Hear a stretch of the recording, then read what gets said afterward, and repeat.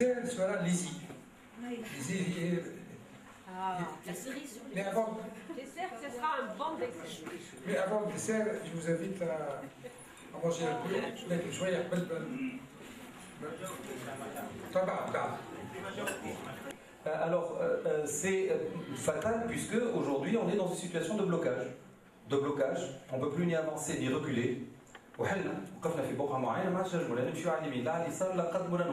Et donc on est dans une situation de blocage. Et c'est en quelque sorte la situation, si c'était un état de santé, de quelqu'un qui est en état végétatif. Tout simplement. C'est la situation exactement qui est celle actuellement de l'application de cette loi sur l'ISI.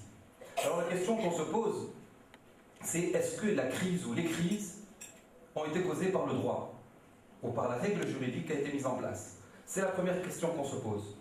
Et toujours, bien sûr, on essaye de se dire, tiens, normalement les normes sont là pour mettre en place les règles concernant une procédure ou une transition ou en tout cas le fonctionnement normal des institutions. Mais est-ce que ce texte-là, plus spécialement, n'a pas été la cause principale de ces crises-là? On le verra en filigrane par la suite dans les développements. La deuxième question, est-ce que ce texte-là peut donner la voie pour pouvoir dépasser ce blocage? Et ça aussi, c'est une autre question, et je pense que c'est un questionnement très très important, parce que contrairement à ce qu'on croit, le droit n'est pas seulement fait pour les beaux jours, c'est fait aussi pour les mauvais jours. Et on est dans des mauvais jours, vous le pensez bien. La première crise, je vais vous remonter dans le temps très rapidement, je ne vais pas m'attarder, mais c'est seulement pour vous montrer que ça prend trop de temps. Et quand ça prend trop de temps, c'est comme un bon plat. Hein, si vous le laissez trop de temps en dehors du réfrigérateur, il y a de fortes chances qu'il soit plus comestible. Alors, voilà ce qui se passe le 16 décembre, il y a la loi constituante. Et dans la loi constituante, l'OPP, dont nous a parlé Herbel ce matin, il y a un chapitre spécial qui dit il va falloir édicter un texte pour l'ISI. 16 décembre. Mais le 16 décembre, et on se réveille une année après, et on se dit tiens, il faut faire le texte. Et le 12 décembre 2012, on fait le texte sur l'ISI. Ah, ça, c'est la cause des crises. Parce que c'est un truc qu'il fallait battre très très chaud. Et quand on a institué ou on a prévu dans le texte initial, la petite constitution, l'édiction nécessaire d'un texte sur l'ISI, il fallait très rapidement le faire. Mais passer une année, ça change complètement le paysage. Il y a beaucoup de problèmes qui peuvent survenir. Par la suite, en janvier, constitution des commissions. Donc on prend 29 jours pour ça. Par la suite, 41 jours pour la décision d'ouverture. Et par la suite, 12 jours pour la prorogation des délais. Parce qu'après avoir fait les délais, le président se rend compte que c'est trop court. Et donc on proroge les délais. Et sur ce point-là, le tribunal administratif n'a pas encore rendu sa décision sur la question des délais. Est-ce que c'est légal ou pas? Est-ce que ce n'est pas un élément qui rompt la justice ou l'égalité entre les candidats? Ça, il va statuer dessus au fond. Mais il a rendu un sursis à l'exécution qu'on verra par la suite en mai, et qui donc annule le seul notarim, comme si vous vous rappelez du terme utilisé. Par la suite, 7 mai, donc 61 jours après, proclamation des 140 candidats qui ont été pré-retenus parmi donc le bon... pardon?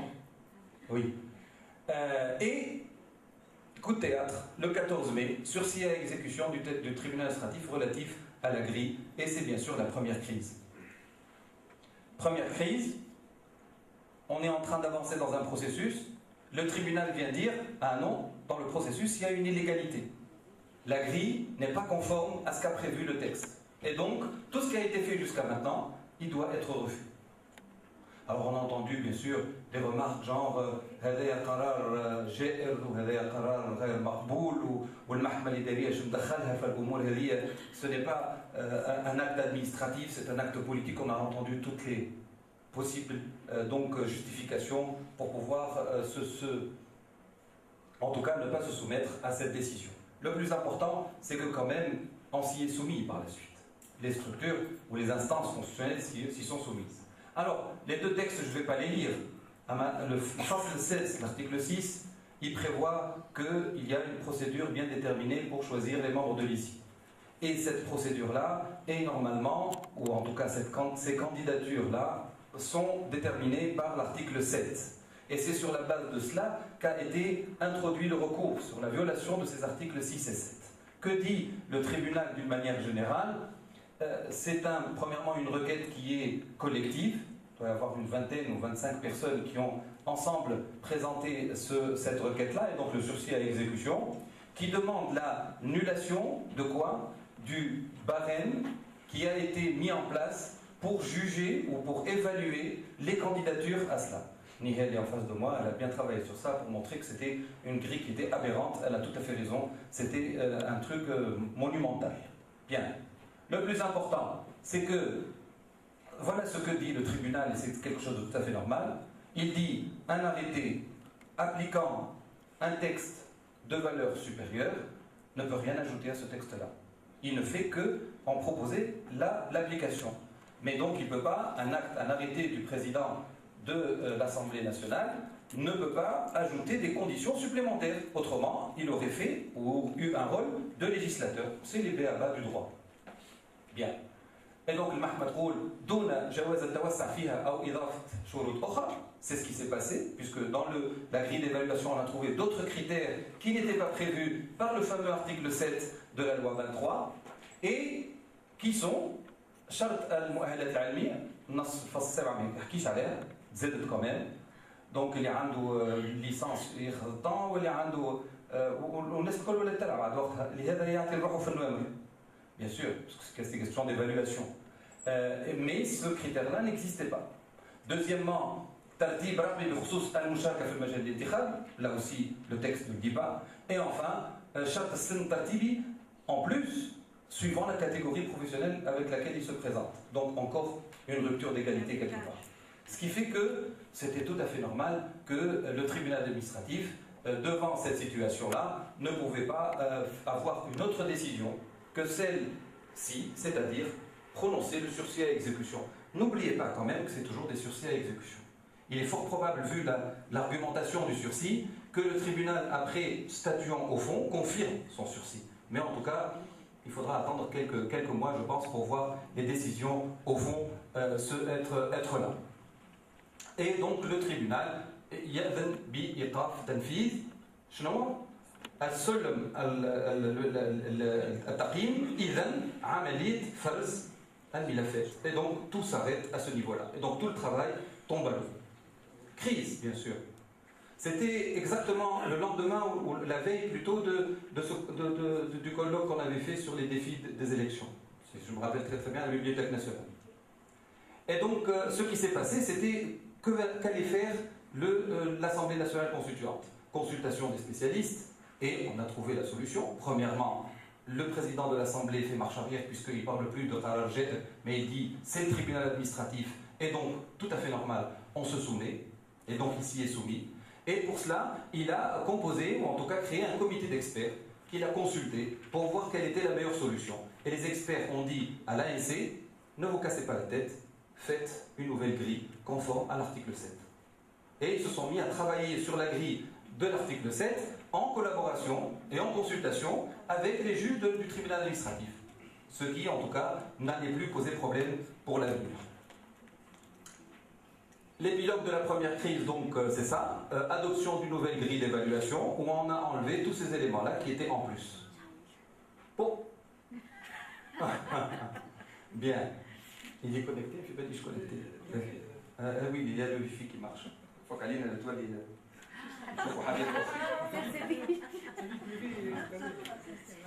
ça m'est arrivé en plein cours, alors. Bien. Alors, on passe sur cet épilogue-là, bien sûr. Et ce qui se passe, c'est que le président de l'ANC prend un nouvel arrêté conforme à l'article 7 de la loi 23, le 28 mai. Regardez le temps qu'on perd, bien sûr, en n'appliquant pas comme il le faut, en ne consultant pas, et je l'ai toujours dit, en étant toujours dans une position d'autiste qui n'entend rien du tout. Bien, ça c'est la première crise. Quelques jours de clinique qu'on en est sorti. Bien. Alors, on reprend le travail. Donc, ça a commencé le 16 décembre. On arrive à la première crise. 14 jours après, on fait une nouvelle grille. Vous voyez, quand on veut s'en sortir, on le fait très rapidement. Donc, 2 semaines, une grille. 2 semaines pour faire une grille.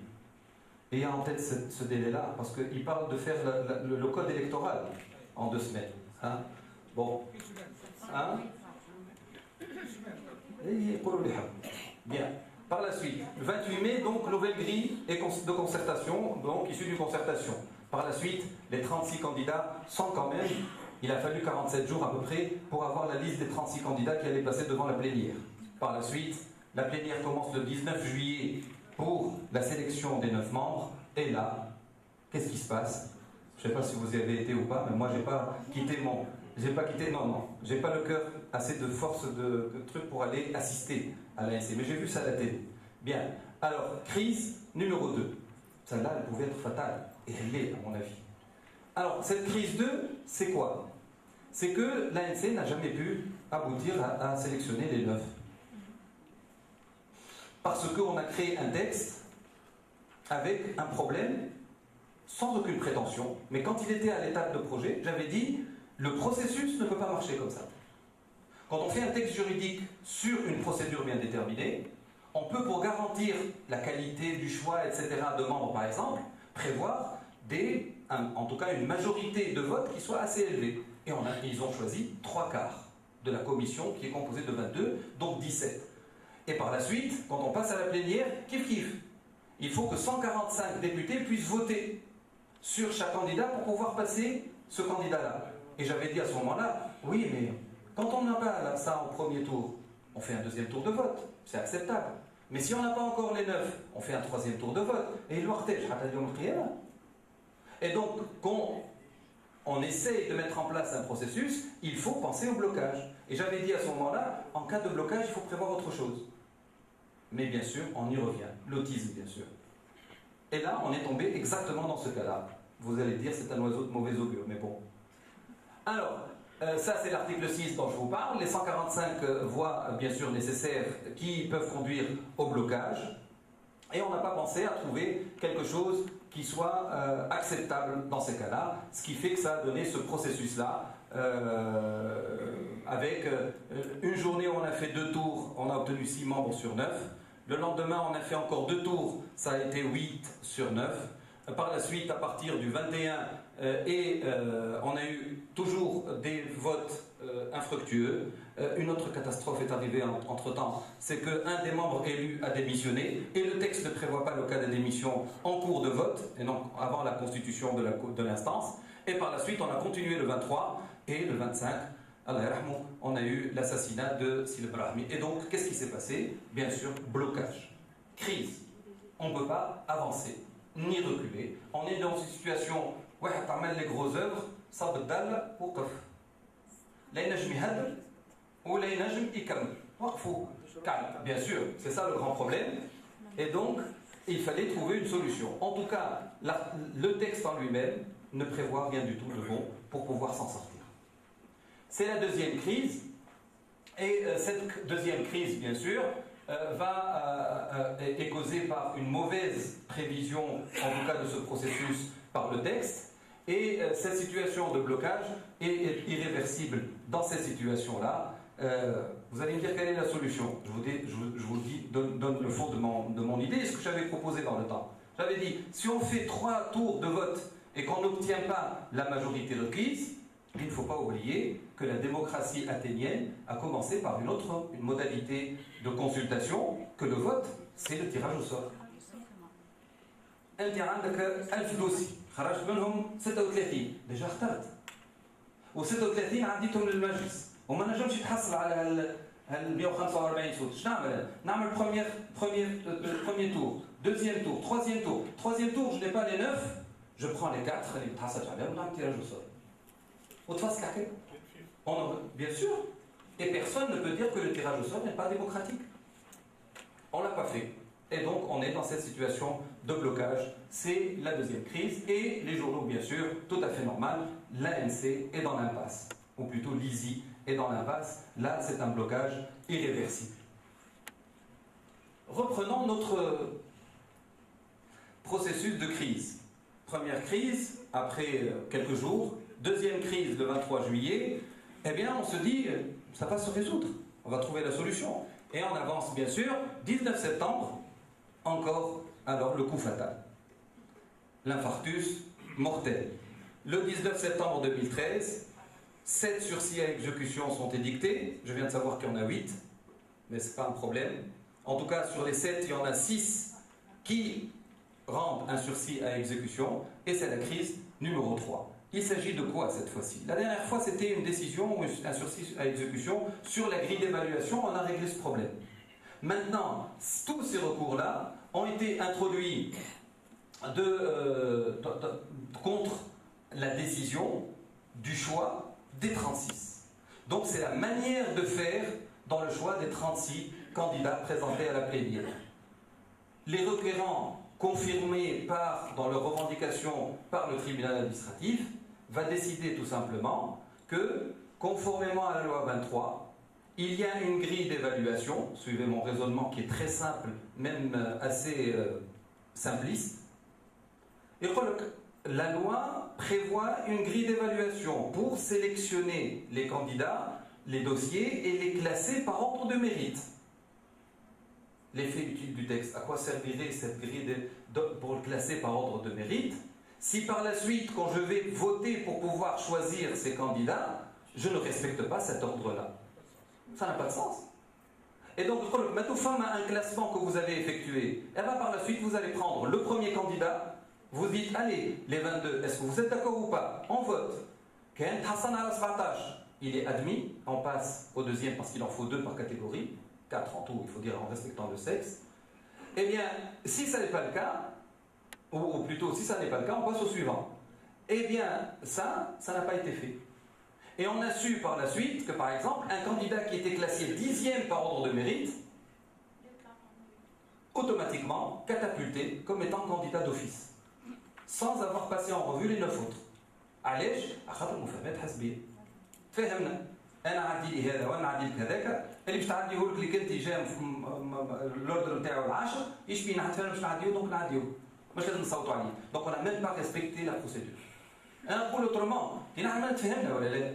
باش نعديو فلان وهو العاشر.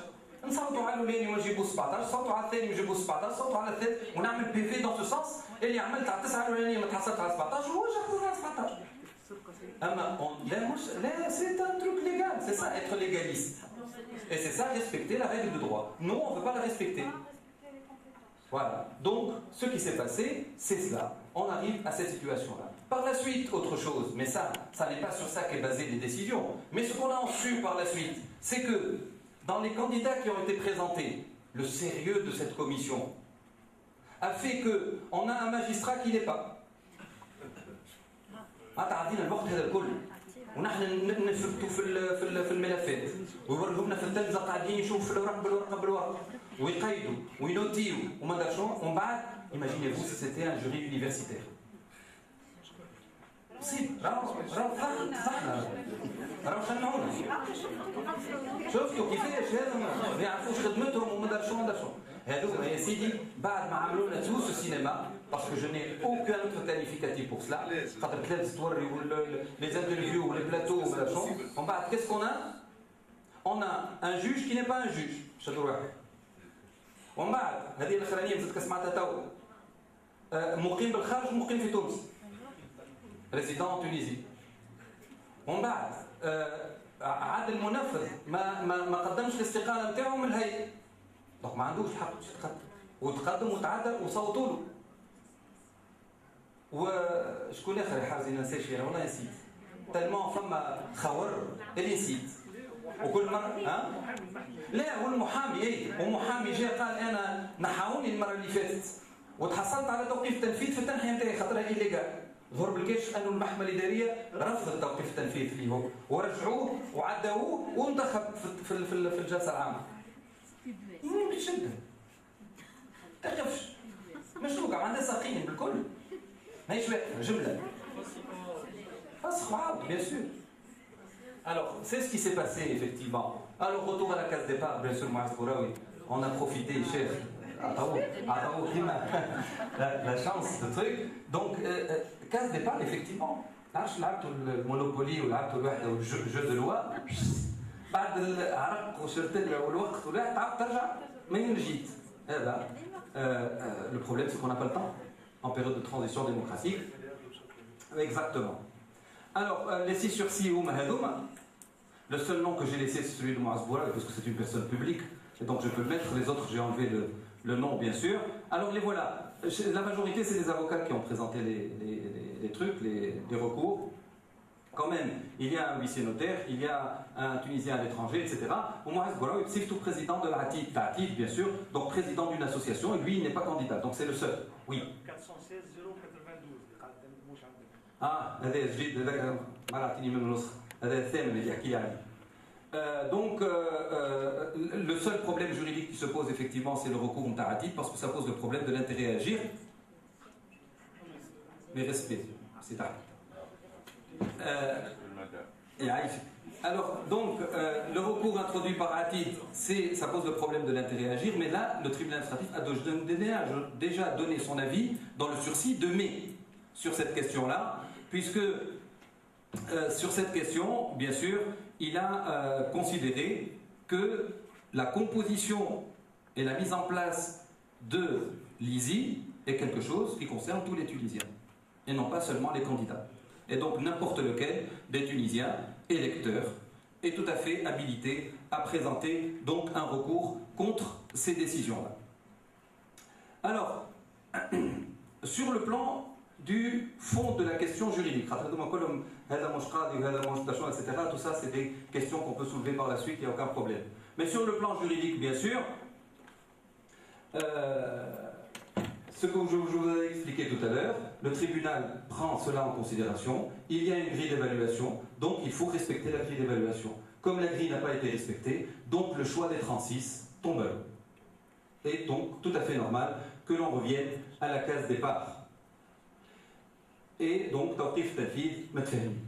Après tout le respect qu'on doit, bien sûr, au tribunal administratif et à sa rigueur juridique dans son raisonnement, inattaquable, clair, net, limpide, je pense. Maintenant, le problème est très difficile à résoudre, effectivement. Alors, je passe sur là-dessus parce que, effectivement, on a parlé de tout cela. Quelle solution à la crise? On a 3 crises. والأخرانية هذه complètement bloquante. وما عادش فيها كيما قلت لكم لا نوخروا ولا نقدموا ولا حتى شيء. Et donc, quelle solution trouver? Eh bien, vous savez, les juristes, on leur pose toujours des cols de ce genre-là. On leur dit, on est dans une situation de crise, donnez-nous une solution. Vous avez un problème de santé, vous allez voir le médecin, vous lui dites, trouvez-moi une solution. Eh bien, on va essayer de trouver une solution. Première solution possible,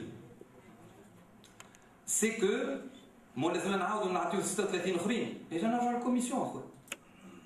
donc on retourne à la commission de sélection prévue, et dans cette sélection on a les dossiers des candidatures, on resélectionne en se conformant à la grille d'évaluation, à l'ordre de mérite, etc. Sauf, exactement. Sauf que pour pouvoir voter sur les candidats, il faut être 17. C'est quand on a des députés qui ont gelé leurs activités. Ou le jour où ils ont gelé leur activité, j'ai toujours crié et écrit. Alors, ce n'est pas une façon de bloquer le processus de rédaction de la Constitution, mais c'est parce qu'il y a un problème, parce qu'ils ne peuvent plus remettre en marche la commission de sélection. Et à ce moment-là, je l'avais dit, parce qu'il y avait Kemal Massoud qui avait présenté sa démission. Et la seule solution, c'était de revenir vers la commission pour lui dire « Atuni al-Muhammad Raba al-Psha'aw al-Sikane ». Et donc la commission, c'est là où le poids énorme des députés démissionnaires, ou qui ont gelé en tout cas leur activité, et a de l'importance et a du poids. Et donc ces 16, maintenant on est à 16 membres. Là aussi, il paraît qu'il y en a un autre qui a gelé son activité. Hein? Là, il Brahmi Hasb déjà. Brahmi Hasb déjà. هذاك علاش فما واحد اخر 7 واحد مات و6 مساعدين. سي سا انا لهنا ان توكا لقيت كان 5 السادس هو اللي ما عرفتوش شكون هو المنسحب على كل حال 6 ولا 7 le résultat est le même, on n'a plus 17 membres. Donc on n'a plus 17 membres. Alors il n'y a plus 17 membres et donc on ne peut plus revenir à la commission pour lui dire عاود اعطيني 36 جدد. هذا جيد شوي بشوي ها مفهوم التشويق زاد. نعم عندي حل bien sûr. Quand on en fait une obsession, quand on y réfléchit et qu'on fait des cauchemars dessus, on trouve la solution après. C'est ça le problème. Alors, Ah, il y a solution. Il y a des juristes qui ont trouvé une autre solution. وعلاش ما نعملوش validation législative سهل ما خرج سهل فما قرار يمكن إلغاؤه من طرف محكمة مهما كانت في التمشي وفي la conception française il y a ce qu'on appelle la validation législative. شنو هي la validation législative؟ يجي المشرع يقول pour maintenir une certaine stabilité, sécurité juridique, etc., pour plusieurs considérations, cet acte administratif اللي باش يتم إلغاؤه يا سيدي ناخذ فيه قانون جملة والقانون ما عادش فما قانون شرعي وقانون قانوني فصل الحكاية. Et donc je نعمل وقتها ناخذ قانون نقول هما 36 عضو تصحيح تشريع. Sauf qu'il est né en France, il s'est développé en France et il a des conditions. Et la première condition, indiscutablement, c'est que cette liste ne peut être prise par validation législative qu'à certaines conditions, et ces conditions sont assez claires en France en tout cas. Premièrement, il faut une constitution et un conseil constitutionnel, ce qu'on n'a pas les deux. Surtout. Alors, la validation législative, ça se fait dans le cadre d'un texte ou une hiérarchie, etc. etc. نحن لا عندنا دستور خايفين على عدم احترامه etc. ولا عندنا محكمة دستورية اللي مش تسهر أنه ما فماش تلعب بالفاليداسيون ليجيسلاتيف. وهذوما الشرطين هذوما مش موجودين. أما سيدي برا on ferme les yeux, on y va. شو هما les conditions اللي معطيين للفاليداسيون ليجيسلاتيف؟ يقول لازمها تكون contre une décision qui va être attaquée ou qui n'a pas été annulée, un acte administratif, donc il y a un risque d'annulation.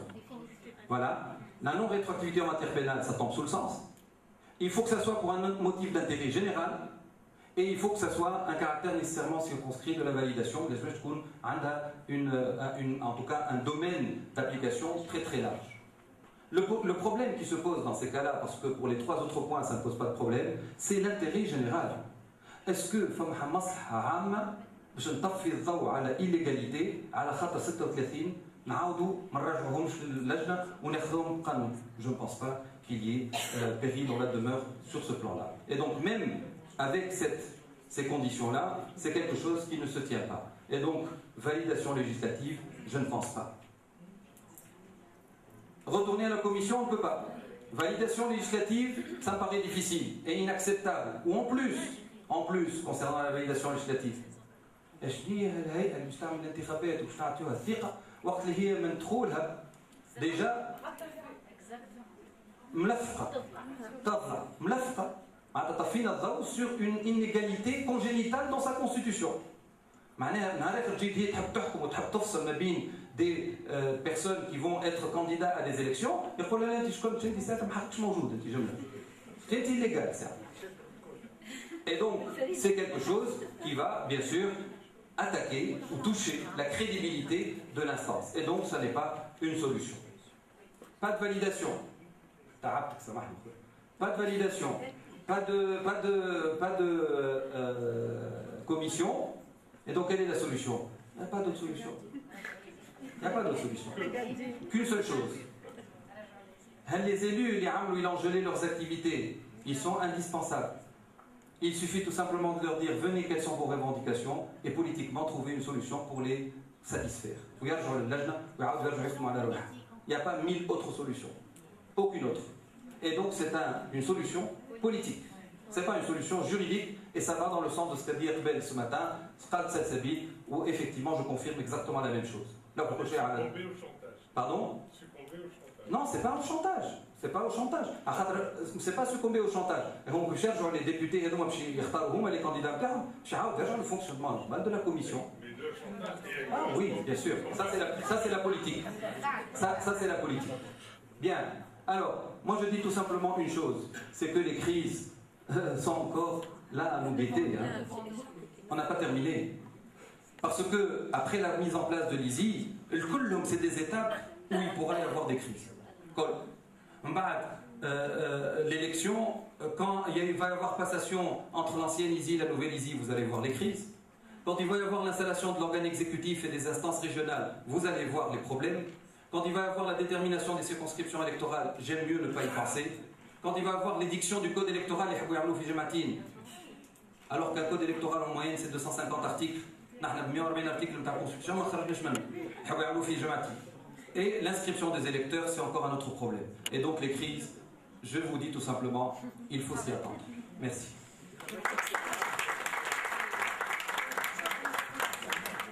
Merci, شكرا pour cette intervention très intéressante, qui pose beaucoup de problèmes. Donc, on prend dans quelques temps.